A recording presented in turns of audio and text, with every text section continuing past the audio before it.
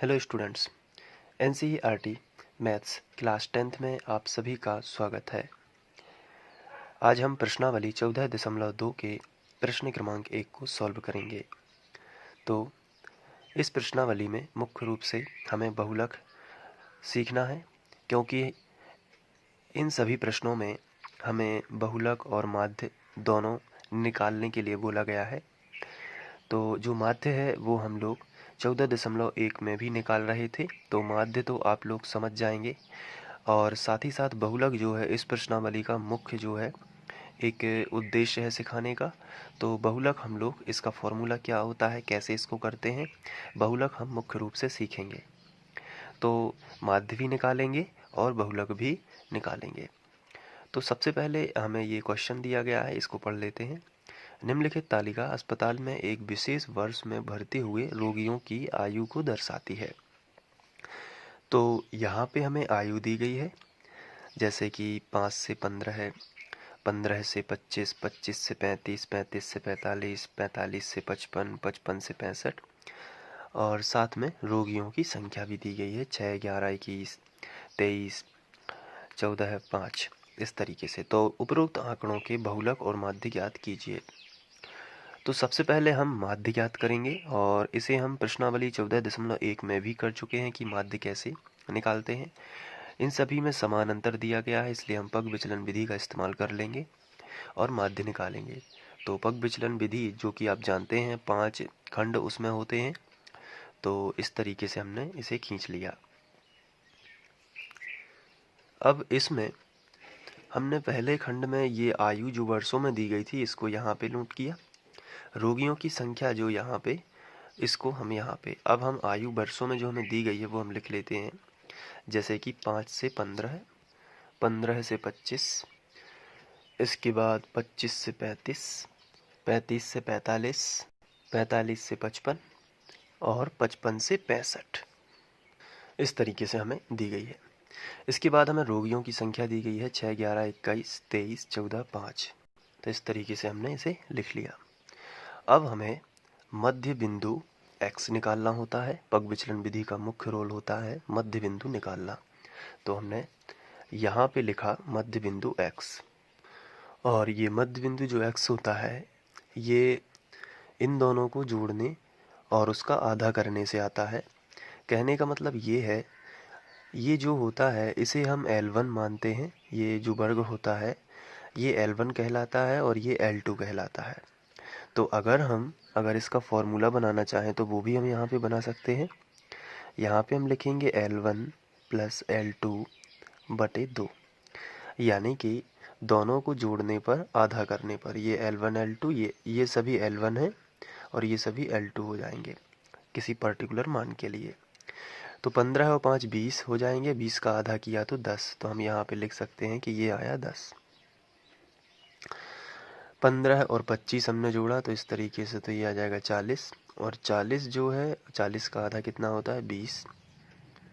तो आप देख रहे हैं यहाँ पे कि 5 की वृद्धि हो रही है। अगर हम L1 की तुलना करें तो 5 में 5 जोड़ दें तब बनेगा 10, 15 में भी 5 जोड़ दें तब बनेगा 20। तो अब बस आपको यहाँ भी 5 जोड़ देना है, यहाँ भी 5 जोड़ देना है, यहाँ भी और यहाँ भी 5 5 जोड़ के लिख देना है। अब जोड़ने के बाद आधा करने में टाइम खराब मत करना है, यहाँ पे डायरेक्ट आपको करना है। यहाँ 5 5 की वृद्धि हो रही है, देखिए 5 में 5 जोड़ा तो 10 आया, 15 में 5 जोड़ा तो कितना आया 20, तो 25 में भी 5 जोड़ दीजिए तो कितना आएगा 30। फिर यहाँ पे कितना आएगा 40, 35 में 5 जोड़ोगे, 45 में भी 5 जोड़ दीजिए तो कितना आएगा 50, और 55 में भी 5 जोड़ दीजिए कितना आएगा 60। इस तरीके से जो होता है हमारा x आ जाता है। अब इनमें से कोई भी हम यहाँ पे a मान सकते हैं, जिसे हम कल्पित माध्य भी बोलते हैं। यहाँ पे एक स्टूडेंट ने कमेंट किया था कि a हम क्या बीच वाली संख्या ही मानेंगे, या a हम क्या निश्चित रहता है ये, तो ऐसी कोई बात नहीं है कि a निश्चित रहता है। मैं यहाँ पे a मान लेता हूँ, आप यहाँ पे भी a मान सकते हैं, यहाँ पर भी, इवन यहाँ पर भी, हर जगह कहीं भी आप a मान सकते हो। लेकिन चेंजेस इतना आ जाता है कि जहाँ पर आप a मानो वहाँ पे आप इस ऐसी जगह पर a मानना है आपको जिसमें नेगेटिव और पॉजिटिव संख्या बराबर बराबर हों, इस तरीके से कोशिश करना है। फिर एक आध यदि नेगेटिव संख्या ज़्यादा हो जाती है, यानी कि ऋणात्मक या एक आध धनात्मक संख्या ज़्यादा हो जाती है तो चल जाएगा। लेकिन ऐसा करने से आपको फ़ायदा ये होगा कि जितनी माइनस में होगी उतनी प्लस में होगी, तो कुछ तो कैंसिल हो जाएंगी, कुछ संख्या छोटा मान हमें मिलेगा। देखिए, जैसे फॉर एग्जाम्पल मैंने 30 यहाँ पे लिखा है, तो मैंने अगर इसको कल्पित माध्य a माना, तो जब हम u निकालते हैं तो यहाँ पे होता क्या है कि जब मैंने यहाँ पे u निकाला तो u का फॉर्मूला होता है x माइनस ए बटे एच, ये फॉर्मूला होता है। अब ये होता क्या है कि जब हम इस फॉर्मूले में, तो हम ये फॉर्मूला बार बार नहीं लगाएंगे, हम अपना टाइम सेव करेंगे एग्जाम में और डायरेक्ट a जो है इसके सामने लिखेंगे 0। इसके बाद जैसे ही हमने इसके सामने लिखा कितना 0, ऊपर हमें माइनस में लिखते जाना है, जैसे -1 -2, और नीचे हमें प्लस में लिखते जाना है, जैसे कि +1 +2 +3। तो आप यहाँ पे देख पा रहे हैं कि 0 बीचों बीच लेने से नेगेटिव और पॉजिटिव दोनों संख्याएं बनती हैं। अगर आप a यहाँ पे मानोगे तो आपकी केवल नेगेटिव संख्या बनेंगी। अगर आपने ऊपर a मान लिया तो पॉजिटिव तो आपको जोड़ना पड़ेगा। इसमें क्या है कि कुछ संख्याएं घट जाएंगी इसमें से, जो गुणा होगा उसमें से, तो आपको आसानी होती है। चलिए, तो ये आ गया u। अब हमें निकालना है f इंटू यू। तो f u निकालना है, यानी कि जो f है ये u है, इसका गुणा करते जाना है। तो 6 दूनी 12 तो -12 आ जाएगा। 11 एकम 11 तो -11 आ जाएगा। यहाँ पे 21 शून्यम 0 हो जाएगा। 23 एकम 23 हो जाएगा। 14 दूनी 28 हो जाएगा। और इस तरीके से 5 तिया 15 हो जाएगा। तो ये f इंटू यू आ जाएगा। अब हम इसका योग कर लेंगे, तो एक लाइन खींच लेते हैं। तो इस तरीके से आपको लाइन खींचना है, यहाँ पे आपको लिख देना है योग, और फॉर्मूला जो होता है उसमें हमें एफ यू चाहिए होता है, सिग्मा एफ यू यहाँ पे, और यहाँ पे हम निकालेंगे सिग्मा एफ। ये देखिए, तो जब हम इन सभी का टोटल करेंगे तो ये हमें मिलेगा 80, और इसका करेंगे तो -12 -11 माइनस के जोड़ेंगे, तो इसके लिए हम रफ का इस्तेमाल कर लेते हैं। ये देखिए, -12 और -13, तो ये हो जाएगा 23। अब इसके बाद ये माइनस का है लेकिन ये पॉजिटिव, तो ये कैंसिल हो जाएंगे दोनों। अब ये बचा 28 और 15, तो इसको जोड़ लेते हैं। 8 5 13 की 3 हासिल आ जाएगी, 1 2 और 1 3 और 1 4, कितना आया 43। तो हम यहाँ पे लिख सकते हैं कि 43 आया है। इस तरीके से अब हमें नीचे लिखना है कि माना कल्पित माध्य, जो हमने a माना था वो है, तो यहाँ पे हम लिख लेते हैं। तो हमने लिखा माना कल्पित माध्य a बराबर 30 है। साथ ही साथ वर्ग अंतराल जो h है उसको भी लिख लेते हैं। तो वर्ग अंतराल h बराबर 35 में से 45 जाएगा, या सॉरी 45 में से 35 घटाना है, बड़े में से छोटा। तो आप देख रहे हैं कि 10-10 का अंतर है सभी जगह, तो h बराबर 10 ही लिख लेते हैं। इसके बाद हम फॉर्मूला लगाएंगे पग विचलन विधि से। तो हमने लिख दिया पग विचलन विधि से, और पग विचलन विधि में हमें माध्य निकालना है। माध्य x बार बराबर a plus sigma F you बटे सिग्मा एफ गुणित h। तो बराबर के नीचे बराबर a जो है वो कितना है 30, प्लस सिग्मा एफ यू कितना है 43, सिग्मा एफ कितना है 80, मल्टीप्लाई बाई h कितना है 10। 0 से 0 कैंसिल हो गया। अब ये बचा है 30 प्लस 43 बटे 8। अब हम यहाँ पे क्या करेंगे कि ये जो 43 बटे 8 है इसका भाग कर देंगे। 43 8, तो यहाँ पे हम 8 दूनी 16, 8 तिया 24, 8 चौके 32, 8 पंचे 40, तो 3 बचेगा, क्रॉस हो जाएगा। अब भाग नहीं जाता, तो यहाँ पे दशमलव, यहाँ पे 0, तो 8 तिया 24, 8 चौके 32 ज़्यादा हो जाएगा, तो 8 तिया 24, कितना बचा, तो यहाँ पे 30 में से 24 जाएंगे तो 6 बचेगा। अब यहाँ पे एक 0 और बढ़ा लेते हैं, तो 8 ही 7 ही 56, तो 5.37 आएगा। तो इसका जब हमने भाग दिया है तो आया है 5.37, तो 30 प्लस 5.37, और इसको जोड़ेंगे तो आएगा 35, 30 और 5 35.37। 3 7। तो ये आपके लिए यहाँ पे माध्य आ जाएगा। और चूँकि ये जो है यहाँ पे किस टाइप में हमें ज्ञात करना था, तो आयु दी गई थी वर्षों में, तो इसलिए जो माध्य आएगा वो वर्षों में लिखना है आपको। तो यहाँ पे आपको लिख देना है इतने वर्ष। तो ये तो था माध्य, लेकिन मेन जो चीज़ है वो है बहुलक, और बहुलक हमें निकालना पड़ेगा। तो बहुलक के लिए आपको ध्यान रखना है कि इसमें कोई भी सारणी नहीं बनती है। बहुलक निकालना काफ़ी आसान होता है, लेकिन उसके लिए आपको बहुलक का एक फॉर्मूला पता होना चाहिए। तो अब हम इसी क्वेश्चन में निकालेंगे बहुलक। तो बहुलक के लिए फॉर्मूला मैं बनाना आपको बता रहा हूँ, शायद आपको समझ में आ जाए। बहुलक को हम z से डिनोट करते हैं, यानी कि इसे दर्शाते हैं बहुलक को z से। अब इसमें क्या होता है कि इसका फॉर्मूला कुछ इस तरीके से आपको याद करना है कि f1 माइनस f0 बटे f1 माइनस f0, ये दोनों समान लिख देना है। f1 माइनस f0 बटे f1 माइनस f0। यहाँ पे 2 का गुणा करना है, तो यहाँ पे आपको माइनस f2 करना है।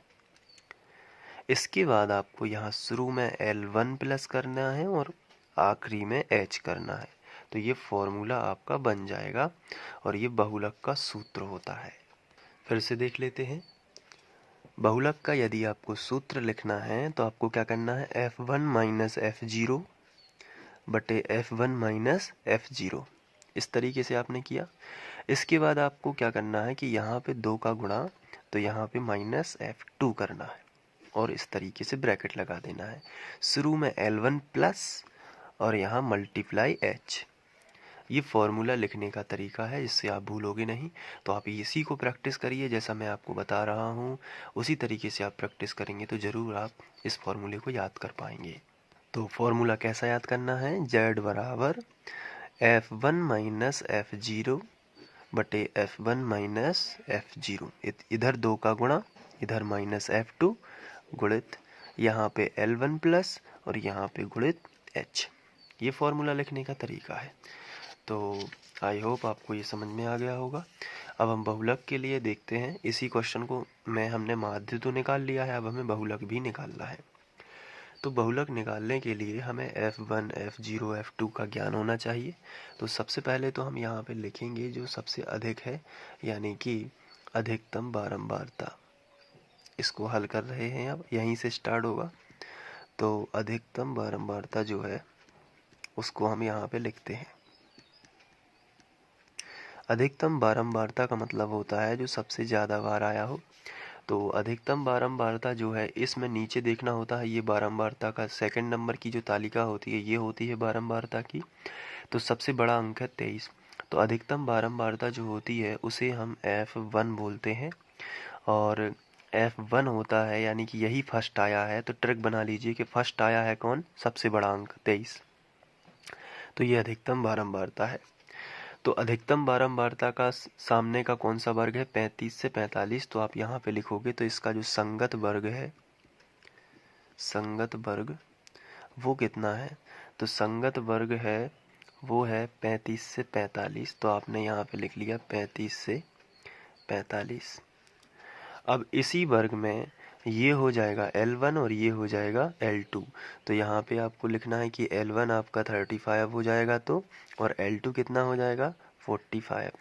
ये देखिए, अब संगत वर्ग मिल गया तो वर्ग अंतराल भी यहीं पे आप निकाल लोगे। वर्ग अंतराल, वर्ग अंतराल का मतलब होता है कि दोनों के बीच में कितने का गैप है।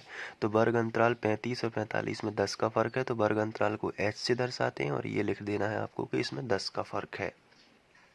ये हो गया। इसके बाद अब आपको क्या करना है कि ये जो संगत वर्ग है इसके पहले की बारंबारता कितनी है 21, और इसके बाद की बारंबारता कितनी है 14। तो ये हमें जो ये मान के चलिए F1 है, क्योंकि ये फर्स्ट आया है। तो 1 के पहले क्या आता है संख्या रेखा में 0, और 1 के बाद क्या आता है 2। तो ये F0 का मान होगा और F2 का मान ये होगा। इसलिए हम इसको लिख लेते हैं कि संगत वर्ग के पहले की बारंबारता, या फिर हम लिख सकते हैं कि संगत वर्ग के ठीक पहले वाले वर्ग की बारंबारता। तो यहाँ पे हम लिख लेते हैं संगत वर्ग के ठीक पहले वाले वर्ग की बारंबारता, तो ये देखिए यहाँ पे जो है ये था बहुलक वर्ग या संगत वर्ग। इसके पहले क्या है 21 ये है, तो इसे हम F0 नाम देंगे और इसे हम लिखेंगे 21। इसी तरीके से यही भाषा हम ठीक पहले की जगह पर बात कर देते हैं बस। और इसके लिए हम F2 नाम देंगे और ये कितनी है, ये देखिए ये है 14, तो यहाँ पे वही लिख लेते हैं, ये हो गया 14। अब ध्यान से देखना है, अधिकतम बारंबारता ये होती है F1। 1 के पहले क्या आता है 0 और 1 के बाद क्या आता है 2। पहले आता है 0 बाद में आता है तो 0 1 2 इस तरीके से होता है और कुछ भी नहीं है। तो ये देखिए 1 2 हो गया। तो सूत्र के अनुसार हमें सब मान मिल चुके हैं, देख लेते हैं एक बार। L1 हमें मिल चुका है, हमें F1 मिल चुका है, F0 मिल चुका है, ये वही लिखा हुआ है, H भी मिल चुका है। तो अब हम बहुलक ज्ञात कर सकते हैं। तो बस अब हम फॉर्मूला लगा देते हैं। तो चलिए फॉर्मूला लगा देते हैं। इसलिए बहुलक Z बराबर F1 माइनस F0 बटे F1 माइनस F0। अब यहाँ पे 2 का गुणा करना है, तो यहाँ पे माइनस F2 हो जाना है और ये ब्रैकेट, और यहाँ पे L1 प्लस और यहाँ पे मल्टीप्लाई बाई H। ये फॉर्मूला बनाने का तरीका है। L1 देख लीजिए कितना है, L1 है 35, तो हम यहाँ पे लिखेंगे ये 35 plus bracket F1 minus F0। F1 कितना है, F1 है 23 और F0 है 21, तो यही लिख लेते हैं 23 माइनस 21 बटे 2। F1 कितना है, ये तो 23 है, माइनस F0 कितना है, तो ये तो 21 है, माइनस F2 कितना है, तो ये देखिए 14 सामने लिखा हुआ है, ये देखिए। और गुणित कितना है H का मान कितना है आप देख सकते हैं, 10 है तो 10 रख दिया। आगे बढ़ते हैं, 35 प्लस 23 में से 21 गया तो कितना बचा 2 बटे 23 दूनी 46, और 21 और 14 इन दोनों को जोड़ देते हैं, माइनस माइनस के हैं चूँकि तो जुड़ जाएंगे। तो 4 और 1 5, 2 और 1 3, तो ये कितना आया 35 और गुणित कितना है 10। तो आगे बढ़ते हैं, 35 प्लस 2 बटे 46 में से 35 चले जाएंगे तो 6 में से 5 जाएगा, बचेगा 1, और 4 में से 3 जाएगा तो फिर बचेगा 1, और गुणित 10 है, तो ये हो जाएगा। यहाँ पे आगे बढ़ते हैं, तो 35 प्लस 10 दूनी 20 बटे 11। अब 20 बटे 11 इसका भाग दे देते हैं रफ में, तो ये देखिए 20 बटे 11, तो 11 एकम 11 है, कितना बचा 9 बचेगा, यहाँ पॉइंट इधर दशमलव, 11 8 88, कितना बचेगा 2, फिर एक 0 और बढ़ा लेते हैं, तो 11 एकम 11, 11 दूनी तो 22 होता है, तो 11 एकम 11 ये आता जाएगा, तो 1.8 लिख सकते हैं इसको। तो यहाँ पे हमने लिखा 35 प्लस 1.8, तो ये हो जाएगा 36.8 इस तरीके से। और यहाँ पे हम लिख सकते हैं वर्ष, ये बहुलक के लिए है, तो ये सॉल्व हो जाएगा आपका बहुलक। उम्मीद है कि आप लोगों को ये समझ में आ गया होगा। इसके लिए आप सबसे पहले माध्य और बहुलक दोनों का स्क्रीनशॉट ले लीजिए।